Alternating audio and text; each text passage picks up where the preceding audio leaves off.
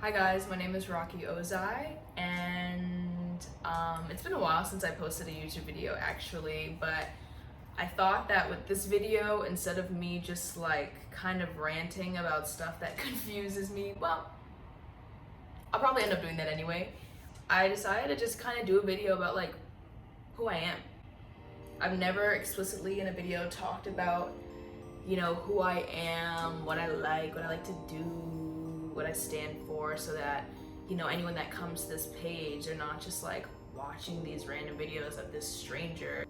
Who am I? This is so hard. It's always so hard to talk about who you are and where you're from, because it makes you just have to sit there and see yourself from a perspective that is not what you're used to. Where do I even start? So I was born here. I was born and raised in the Bronx. Oh my goodness. I don't want to hear anything. Like, I don't want to hear any hate, any death threats. I don't want to hear any of it. The Bronx was great from my experience. It definitely shaped who I am today. Another thing that shaped a lot of who I was, or who I still am, are my schooling experiences. I went to elementary school at a charter school in Harlem and met some people that literally have changed my life up until this point. I went to a middle school on the Upper West Side that literally dismembered everything I thought about life and thought about economics. My grandparents, who I mostly stayed with for the most part, they are like first generation immigrants from the British Virgin Islands. So they literally came here, got their place, and just brought all their family here and just worked. We were not by any means like poor. I had a great, fabulous childhood, and I'm grateful for everything I got to do and everything that I had. But I was not wealthy by any means. We were not rich. We were just like satisfied, a little satisfied family. It's super cool how my hair is like the draping over kind of like my album cover. And then when I went to middle school, I was just around like celebrities' kids and all these kids who had families who were like in these insane career paths. So whenever I would go to their house, I'm like in middle school at my friend's house asking their parents like, what do you do that you live in this place that I didn't even know existed? I was seeing like duplex apartments, which I didn't even know that existed. My friend had this apartment on the Upper West Side. It was so small when I went in, and I was like, oh my God, finally like someone that's like me. Like, oh my God, twins. Like, I didn't know you were living like this, like me too. And which we had a house, so it was normal, but I was like, okay, finally, like this is a normal living space compared to what I've seen before. And then I asked to get like a glass of milk. I don't want to hear it. I used to dabble in drinking glasses of milk, but he was like, yeah, I'll get you some. And I'm thinking in my head, like, where's the kitchen? Like, what do you mean you'll get me some? Like, from where? This boy starts walking upstairs. I was like, where are you going? He's like, I'm going upstairs to get it. We go upstairs. It is like a whole home on the second floor. He's like, yeah, only my sister and I's bedrooms are downstairs. Meanwhile, this is like in a little apartment. So I'm looking like up and down the stairs like, what? So from a very young age, I knew whatever I'm gonna do in this life, I have to do it the best. And it has to make me money. I wanna live like this. I wanna live comfortably. This is what I want. During that time, my mother and I were also living in Harlem, and Harlem was just like one of the best places I've ever lived in my entire life. I experienced so much. I met so many people, and just the culture of Harlem is like a place where I think people could just let down their guard and let down their armor, because everyone in Harlem thinks that they're a celebrity. Everyone in Harlem knows that they are worth something, despite what their income is or where they come from. Everyone just has that air of like, I'm important and you should want to know me just as much as I would want to know you. And that's what I love about just that community. There's not that vibe of like competition in the sense of we all can't shine. And so that was just a place that influenced so much of my music. While I'm going to this middle school on the Upper West Side, I'm listening to the Gorillas and listening to Lumineers, listening to Foster the People, Lorde, like making like this super alternative indie music. So I fell in love with that. And then like I'm coming home and listening to Hot 97 on the radio. So it's like the rise of Drake, the rise of Nicki. Kanye West is like in his graduation era. And then I'm in the home of Dipset listening to Cameron. My mother is always playing Jim Jones. Like, I'm just getting so many different musical influences. From a very young age, I realized that I couldn't sing when I was younger. I was never one of those kids that like took singing lessons or like knew they wanted to sing. I would always dance to like Beyonce music videos on my free times, and I was one of those people that like my grandmother at birthday parties would be like, Maya, dance, like, you know you want to dance, and I'm like, no, and the song would come on, and I'm like, and I hit out the whole choreography, and everyone's like, yeah, and I'm like, stop it, don't, like, let's not even talk about it, like, you know, after I tear up the choreography, even the whole time I probably look crazy, but I used to just like, I was more of a dancer, I enjoyed dancing. I didn't want to do it professionally at that point, but I just knew I loved to dance, never knew anything about singing really. I just always like had been in love with music, the way it made me feel, the way it brought people together.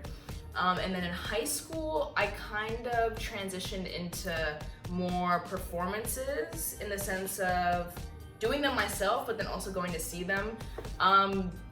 Many of you know, coming from an immigrant family, they were kind of strict in terms of like, I couldn't really do sleepovers much. I couldn't, you know, like when it came to going to a friend's house, it was like, okay, write down their number, who's the mom, who's the dad, where are their backgrounds, where they work, like basic safety things. Before, when I was a kid, I used to be like, oh, but just let me go. But now, people are weird, and I'm realizing that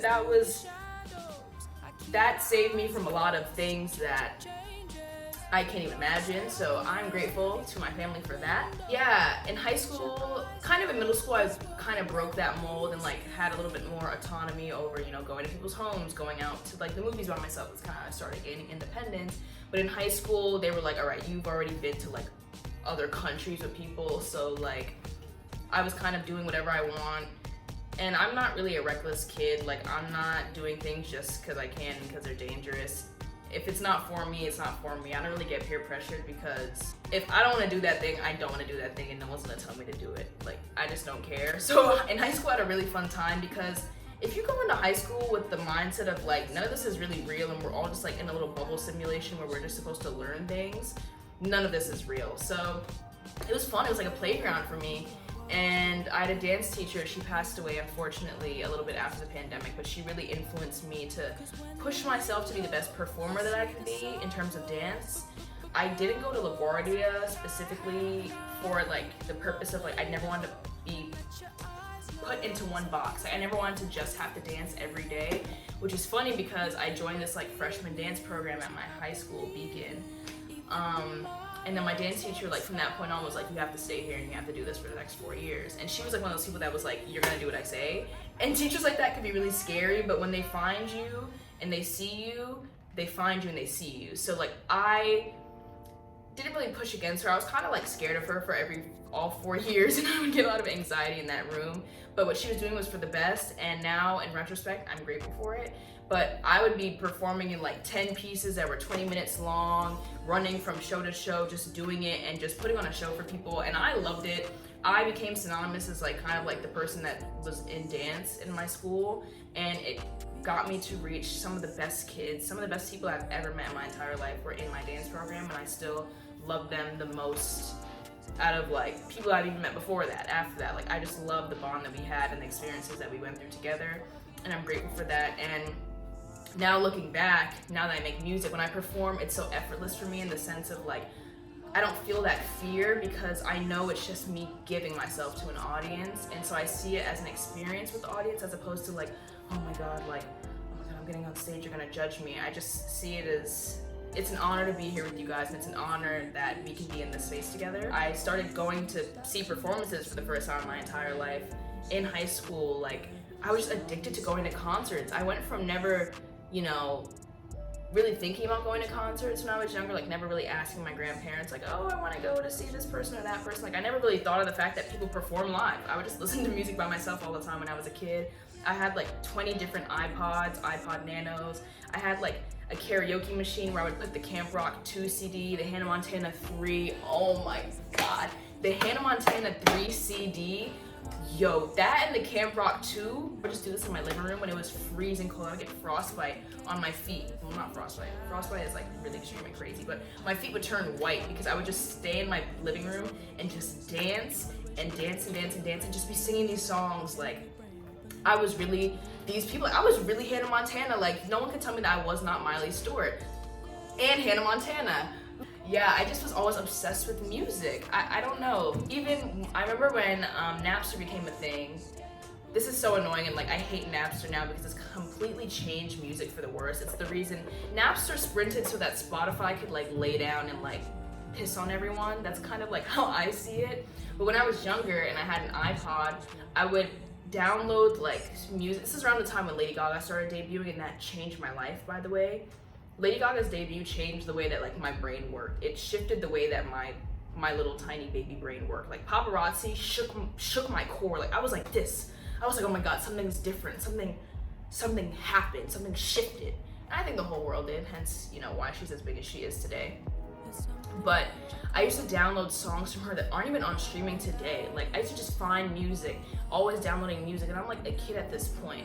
In high school is when I really started realizing that the live experience is a whole other ball game. There was one year I went to like every single festival. 2018, I saw Tyler the Creator perform like 5 different times. I went to Afropunk, Coachella. I saw Beyonce perform at Coachella that year. Saw Kendrick Lamar, Travis Scott had opened for him. I saw Erykah Badu at Afropunk. I was addicted to going to performances. I just was obsessed with the fact that you can create an atmosphere of your album for your fan in real life. And so even more so than music, I was just obsessed with performing. Like I was in love. Like whenever I would go to a show and I would watch someone perform, I would be like, damn, like I would give anything in this world to be able to be that person and give this experience to someone like me. Like this is the best feeling in the world. There's nothing purer than this feeling. Sorry, it cut out because my phone has no storage and I act like I have storage recording YouTube videos on it. And so flash forward to the pandemic. During the pandemic, I was kind of like in a weird place where things were just kind of happening to me and for me. And at that point, I've always just been like a drifter in my life. Like I would just make sure I'm doing the right thing so that nothing bad is happening to me, even though life doesn't really work that way, like good or bad, blah, blah, blah. But like in school, I would pass my classes. I would, you know, engage with my teachers, just be like a student. Obviously, I'm not falling behind, but I'm not like, oh yes, I will get A's on everything. Like I'm doing what I can do as a human being because I know that none of this stuff in this life is really that serious. This is all just like a little bubble. Like we just have to try our best. It was more so about like, am I learning? Am I having a great time here? Good. Is everyone safe? Great. Amazing. During the pandemic, I was kind of like, this is weird. Like the simulation broke. Like, you know what I mean? Like this wasn't supposed to happen. So my brain, I'm like, isn't this so meta that like no one can do anything? So just like everyone else, I sat there on TikTok for 3 years straight. No, I did not do that. But I was just on TikTok kind of like analyzing music, how everyone was just like really hungry. Everyone was like itching for that little like viral moment. So in 2021, I decided like I just have all the time in the world and I've always wanted to start making music. Why don't I just like start writing and playing around and recording whatever I can? And immediately I got addicted to it. I'm just like this Frankenstein monster of so many different artists. It's a very Gemini thing, being like, I'm everybody in one person. I am Frankenstein. Yeah, 2021 I started making music, dropped an EP that I recorded entirely on GarageBand, and then in 2022 I released an album because I wanted to learn how to produce it on myself. I took it off of streaming, so it's not on streaming anymore because it just didn't sound clean since I don't know how to mix, I don't know how to engineer. I released my own album, deleted it because it just didn't, like when I wanted to get more professional with it and have like my discography on Spotify and Apple Music, it just didn't fit in the picture, and I love the project dearly. I think the 2-year anniversary is coming up next month, so maybe I'll drop like 2 of the songs that I actually do think should be on streaming because they're fabulous. But I got rid of it, and then I have this album up, The Black Swan. And this is like, I think this album might go down in history one day. Not might, this album will go down in history one day. I know for a fact. It's like so fun and great. I just love it, and I think I did a really good job. And I think for my first body of work, when I listen to it, there are obviously some things that I wish I changed and did better, but I'm like, this is such an honest time capsule of where I was at this point. Down the line, when I release more bodies of work, this will make sense even more so in the grand scheme of the trilogy that I'm doing. And it means so much to me. It's a perfect amalgamation of all the albums that I've grown to love today. And I just love the direction of where my music is going, and I love performing. I love performing so much. I just love that feeling of stepping into that character to just give a movie to people. I love showing them in that moment. Like, I know you don't listen to me, and I know you have so much music in your playlist or on TikTok, but here's who I am. And if I could take 5 seconds out of your day for you to, give me a chance, I love to show people that, hey, this might be worth listening to on my own time.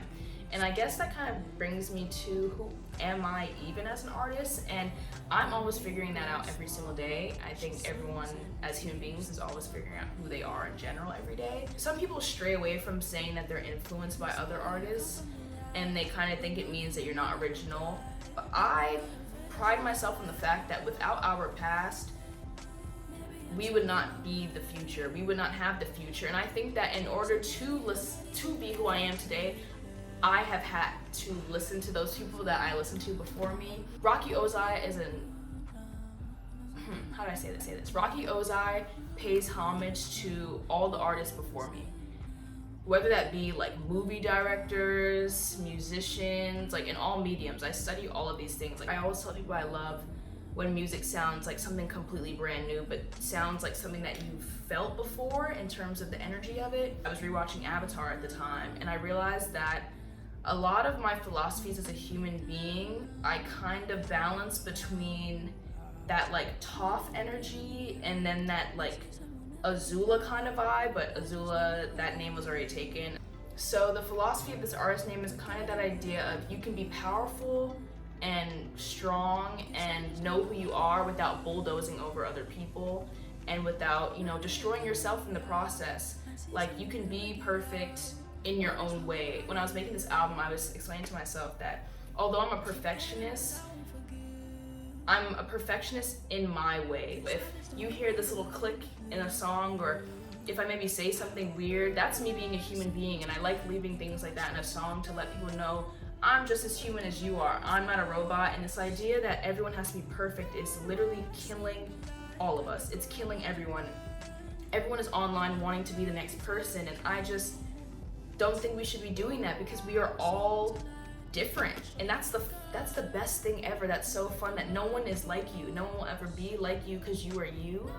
And so this idea that people are getting these surgeries to look like each other and having these hobbies or dressing the same, I just don't understand it because you're you. That's the best thing ever. You are you. That's your advantage. That no one knows what's in your head. No one knows what your vibe is. You are you, and you should know that. So even with my music, I like to be as human as possible. When things aren't perfect, or when things just come up out of nowhere where they're like, oh, maybe I added too much auto-tune here, should I change it? I'm like, you know what? Let's keep that. And I think that is what Rocki Ozai is. Rocki Ozai is being grounded. Rocki Ozai is being human.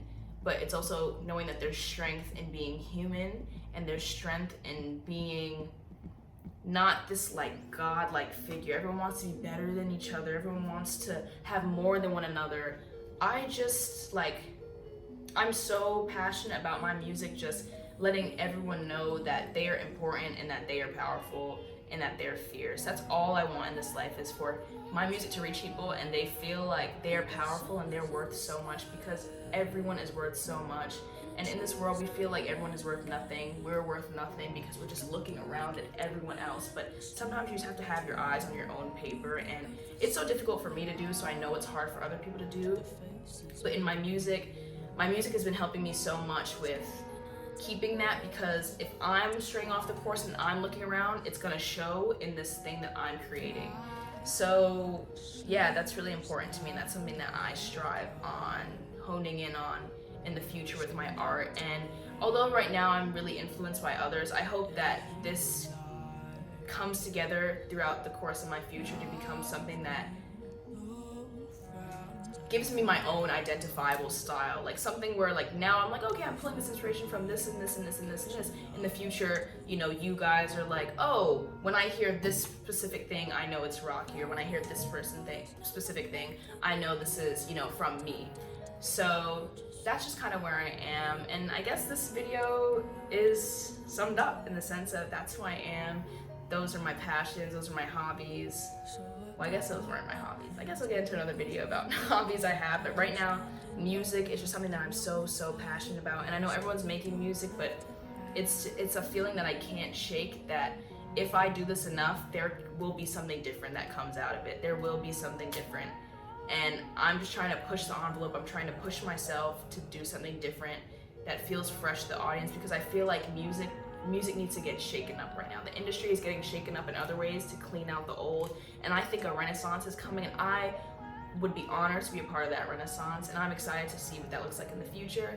And I'm humbled to even be on a planet at a time period where I can make music without having, you know, a label behind me. I can do these things just from my bedroom with my own budget, although it is so difficult and money is always a problem for every artist. But I'm determined to really put my foot into that door and start shoving it open for myself, because I think that I truly have something to offer in that realm. So I'm just elated to be making music, and I'm grateful that I have come this far with what I'm doing, because if I told myself at 5 years old that I'd be making music like this, I would think I'm pretty cool. Yeah, that's it for my yapping. At least I didn't rant about random stuff, so that's good.